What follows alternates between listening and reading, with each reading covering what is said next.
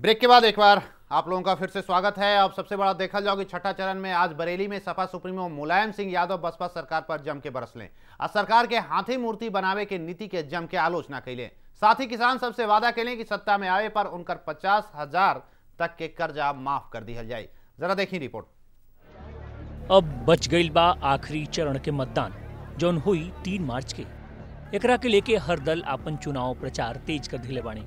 यही सिलसिला में मंगलवार के बरेली में मुलायम सिंह यादव जम के मायावती सरकार पर निशाना साधले और उनके हाथी के मूर्ति बनावे की नीति पर तगड़ा कटाक्ष कैले। जनता का खजाना जनता के लिए होता है, लेकिन जनता का खजाना हाथी बनाना, पत्थर लगाना इसके लिए नहीं होता है।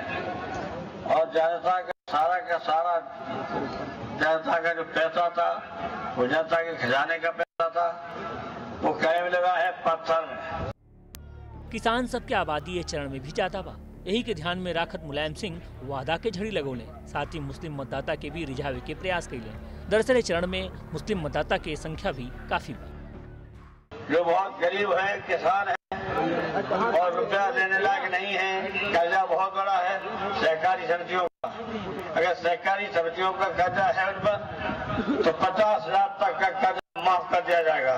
शिक्षा के क्षेत्र में भी सबको शिक्षित बनाना है, यदि कच्चा हाथ तक की अनिवार्य शिक्षा और लड़कों को कॉपी किताब दिया जाएगा, सरकार की तरफ से मुफ्त दिया जाएगा। और अगर दिल्ली सरकार नहीं आचरण करती है मुसलमानों का तो ऐसा हम ये कर रहे हैं, चाहे हम कानून संविधान देख लेंगे, क्या संभव हो सकता है राज्य सरकार कर सकती है तो राज्य सरकार कर देगी, दिल्ली सरकार करे या नहीं। 6 चढ़ के चुनाव तो संपन्न हो गए। अब सब दल के ध्यान 7वां चरण पर बा। आई चरण अपने में बहुत खास बा, काहे कि ये चरण में किसान और मुस्लिम मतदाता निर्णायक बाने। नाते सब दल यही के ध्यान में राखत अपन चुनाव प्रचार कर रहल बाने। खैर इ तो 6 मार्च के ही पता चली कि कौने तरीका से मतदाता कौने दल के सत्ता के चाबी सौंपत बाने या एक बार फिर कोनो पार्टी के पक्ष में अपन निर्णय नहीं कर सुना। ब्यूरो रिपोर्ट, हमार टीवी।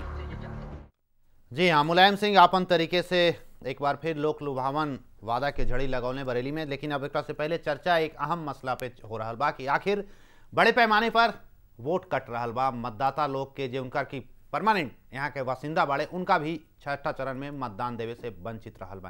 का 7वां चरण में भी यही बहुल एरिया में, मुस्लिम बहुल एरिया, जाट बहुल एरिया में चुनाव है, पश्चिम उत्तर प्रदेश में चुनाव है, काई गतिविधि 7वां चरण में भी देखे के मिली। अमित कुमार तमाम रिपोर्टिंग करके आने वाले तमाम क्षेत्र में। अमित जी, क्या देख रहे हैं छठे चरण में? जिस तरह से कृष्णवीर चौधरी जी ने कहा है, बड़ी संख्या में अरविंद केजरीवाल का नाम कटा है, बड़े संख्या में मोहल्ला का मोहल्ला नाम कटा हुआ आ रहा है। आखिर ये कहां कहां और भी इस तरह की घटनाएं देखने को मिली है? आपको जानकर आश्चर्य होगा कि जो दिल्ली से सटा जो इलाका जो नया बना है, वैशाली, इंदिरापुरम, कौशाम्बी, इन सब जितने इलाके हैं इसमें एक RWA भी एक संगठन है और हर एक अपार्टमेंट में हर 1,000 लोगों का एक RWA है, एक अंदाजा लगाया जाए तो RWA भी बहुत सतर्क था और लगातार जनवरी के आखिरी सप्ताह तक CEC चीफ इलेक्शन कमिश्नर के साथ उनका मीटिंग हुआ था और मतदाता सूची का कुछ गड़बड़ी होना उन लोगों ने शिकायत भी किया था। और संजोग से CEC जो है वो बोला था कि RWA आखिरी दिन तक जो नाम देगा उन नामों को मतदाता सूची में डाला जाएगा, भले उनको कार्ड ना मिले लेकिन वो मत दे सकेंगे। लेकिन संजोग देखिए कि जो लास्ट मोमेंट में जो चेंजेस हुआ, जो कुछ नया नाम जुड़ा, उन्हीं का आज खाली मतदाताओं के तौर पर उनका नाम था। और जो पिछला 2009 के लोकसभा में जिन लोगों ने वोट दिया था आज कोई वोट नहीं दे पाया। और ये छोटी बात नहीं थी, पूरा का पूरा मतलब वैशाली में 2 दर्जन ऐसा अपार्टमेंट है जिसमें एक दर्जन लोग ही एक अपार्टमेंट में, जो 1,000 जहां वोट होना चाहिए वहां मात्र 12 लोगों का वोट, यानी तकरीबन 12-13 हजार का वोट नहीं पड़ा। नहीं मैं तो नाम काट दिए गए लिस्ट से। मैं तो ये बोलूंगा वोट तो तब पड़ेगा ना जब लिस्ट में नाम। अमित जी कह रहे हैं, सही कह रहे हैं, पूरी लिस्ट गायब है, पूरी लिस्ट गायब है, पूरी लिस्ट पूरे की पूरी लिस्ट गायब है। जब मैं सरकार से ये पूछना चाहता हूं कि आपको हर घर से हाउस टैक्स लेना याद रहता है, आज उसी नाम से आप हाउस टैक्स हर दिन का ले रहे हो।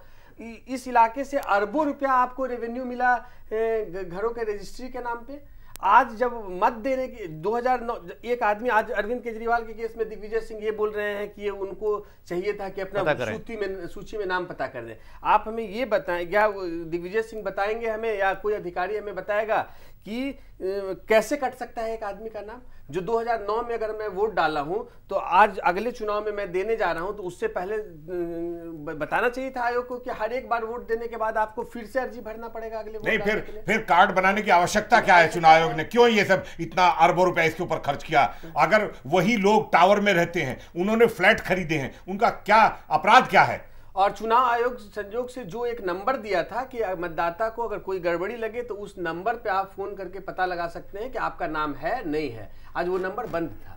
गाजियाबाद मतलब 3-3 घंटे लोग एक बूथ से दूसरे बूथ, दूसरे बूथ से तीसरे बूथ, तीसरे से चौथे बूथ, पूरा दिन घूमते रहे। तो ये सब अरविंद केजरीवाल एक एग्जाम्पल है कि वो सामने आ गए हैं और दिग्विजय सिंह उनको बोल दिए। बाकी लोगों का क्या होगा? नहीं, दिग्विजय सिंह जी उनके बारे में क्यों नहीं बोल रहे, जिनके एक विधानसभा के अंदर 10-10 हजार और 15-15 हजार वोटों को, जो पुराना वोटर था उसको काट के साफ कर दिया गया। इतनी बड़ी साजिश मतदाताओं के खिलाफ की गई है उत्तर प्रदेश के इस पश्चिमी एरिया के अंदर, और उसको समझने को तैयार नहीं है क्या? उसको देखिए, इस मामले की जांच होनी चाहिए।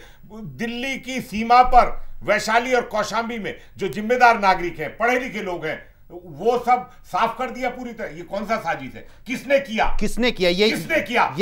उसको जेल के सीट यही जानना चाह रहा हूं मैं कि आखिर इससे फायदा किसको हो रहा है चौधरी जी?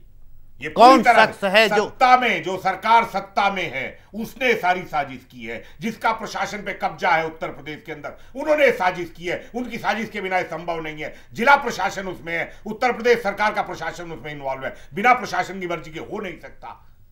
तो मैं पूछता हूं, जो लिस्ट आज तक थी उसमें तमाम मतदाता चले आ रहे हैं, अब क्या हुआ?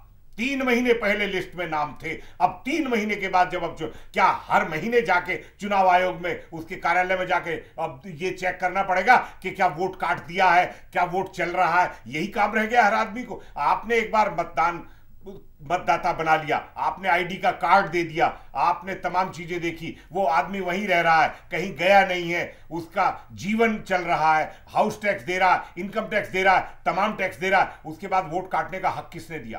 कैसे कटा? हम पूछते हैं। हमारा सवाल ये है, बिल्कुल। और किसने काटा ये वोट? किसने इतनी बड़ी धांधली की पश्चिमी उत्तर प्रदेश के अंदर? तो ये लूटमार है। ये एक जांच का विषय जरूर है और इसमें चुनाव आयोग को संज्ञान लेने की जरूरत है। इस धांधली की चुनाव आयोग के मुख्य चुनाव आयुक्त को तत्काल जांच करानी चाहिए। रिजल्ट बाद में आएंगे, रिजल्ट घोषित नहीं होना चाहिए, हमारी मांग है। और रिजल्ट घोषित नहीं होना चाहिए, ये बेईमानी हुई है खुले पैमाने। एक अमित जी आपके पास भी जानना चाहेंगे कि सवाल ये उठ रहा है, 7वें चरण में चुनाव होने वाले हैं, उस मुद्दे में भी, क्योंकि पश्चिम उत्तर प्रदेश में 6ठा चरण में चुनाव हुआ, स्थिति ऐसी बनी है, 7वें चरण में भी अगर ऐसी स्थिति बनती है, अगर 6ठे चरण पर चुनाव आयोग कोई संज्ञान नहीं लेता है तो काफी गंभीर विषय है। आपसे जानेंगे कि 7वें चरण पर भी क्या इसका असर, इसकी छाया देखने को मिलेगी। फिलहाल यहाँ पे वक्त है एक छोटा सा ब्रेक का।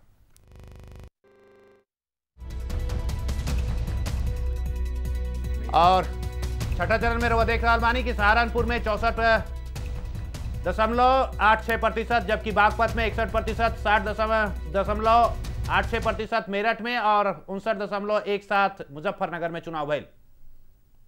5 बजे तक के ही आंकड़ा है। वहीं आगरा में 58.82%, जबकि अलीगढ़ में 60% और 61%, बुलंदशहर में और पश्चिम पंचशील नगर में 60.67%।